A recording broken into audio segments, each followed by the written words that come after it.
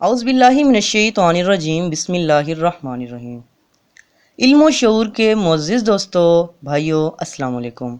ناظرین کرام، آج کی ہماری یہ مختصر سی ویڈیو عیدین کی نماز ادا کرنے کے طریقہ سے متعلق ہے۔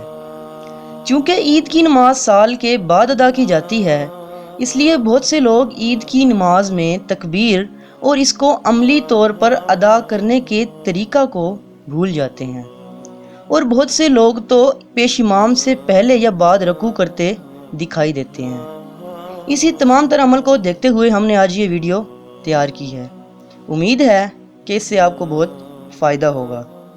ناظرین کرام، آج کی ویڈیو شروع کرتے ہیں، لیکن اس سے پہلے آپ سے گزارش ہے کہ ہمارے چینل کو سبسکرائب کریں تاکہ ہماری نئی آنے والی ویڈیوز آپ تک پہنچ سکیں۔ سامعین محترم، چلیے آج کی ویڈیو کا آغاز کرتے ہیں۔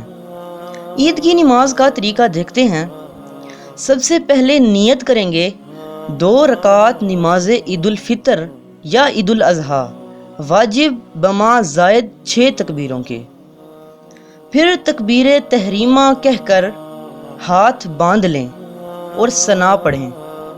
اس کے بعد امام زور سے اور مقتدی آہستہ سے 3 تکبیریں کہیں۔ ان 3 تکبیروں میں سے 2 تکبیروں کے بعد ہاتھ چھوڑ دیں اور تیسری کے بعد باندھ لیں۔ پھر امام بلند آواز سے سورہ فاتحہ اور کوئی اور سورہ پڑھا کر رکوع و سجود کرائے گا، اور پھر دوسری رکعت میں فاتحہ اور قرات کے بعد رکوع میں جانے سے پہلے امام اور مقتدی کے ہاتھ اٹھا کر 3 تکبیریں کہہ کر ہاتھ چھوڑ دیں، اور چوتھی تکبیر کہتے وقت یاد رہے کہ ہاتھ کانوں تک نہ اٹھائیں بلکہ رکوع میں چلے جائیں اور قاعدے کے مطابق نماز پوری ادا کریں۔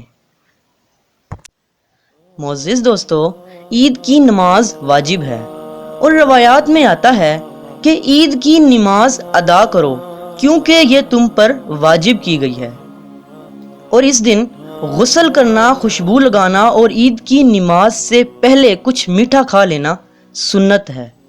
اور بعض جگہ بتایا گیا ہے کہ عید کی نماز کے لیے جب تم جانے لگو تو پیدل جاؤ، اور عید کی تکبیر بھی راستے میں پڑھتے ہوئے جاؤ، اور عید کی نماز عیدگاہ میں ادا کرو کیونکہ یہ سنت نبوی صلی اللہ علیہ وآلہ وسلم ہے۔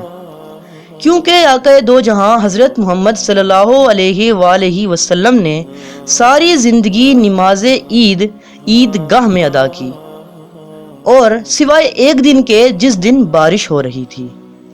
محترم دوستو، اسی کے ساتھ ہی آج کی ہماری ویڈیو کا اختتام ہوتا ہے۔ حاضر ہوتے ہیں ایک نئی ویڈیو کے ساتھ، تب تک کے لیے اپنے پیاروں کا بہت سارا خیال رکھیے گا۔ جزاک اللہ و خیر، اللہ حافظ۔